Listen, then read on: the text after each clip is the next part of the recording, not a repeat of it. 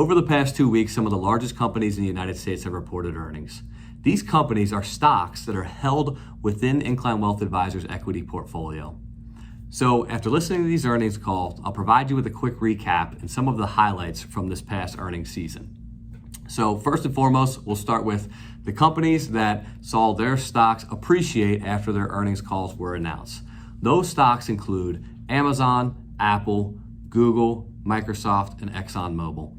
So the biggest winner out of that group was Amazon. So Amazon actually beat on revenue expectations, and they also predicted a positive economic outlook for their company moving forward. They stated that during the pandemic, they had a little bit of a hiring glut. They hired a few more people than they needed to, so they're actually cutting around 99,000 jobs. However, Amazon will still employ around 1.5 million people. Other companies, so Google, the stock still increased after their earnings call. However, they stated that what they're seeing is companies are starting to spend less on advertising. So they took a bit of a hit in revenues from their advertising market. One of the highlights from Microsoft's earnings call was that their cloud-based side of the business is actually continuing to grow at a 40% rate. The other stock that did well, which comes as no surprise, was ExxonMobil. ExxonMobil is seeing record level profits. However, they are seeing a lot of scrutiny from Washington over what they are claiming is too high of oil prices. So the stock rallied Friday after their earnings call in the morning. So a couple of the stocks that did not fare so well during this past earnings season.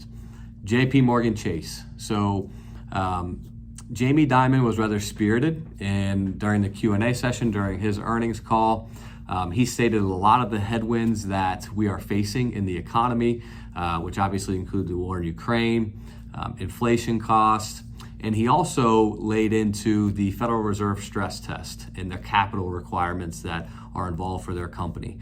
So essentially what they're starting to do is they're starting to raise cash. They stopped their share buyback program because they need to meet the required levels of revenue of capital that they need to have on their books in order to pass the Federal Reserve stress test. Another company that did not fare as well was Procter & Gamble. They saw their shares slide after their earnings report announcements.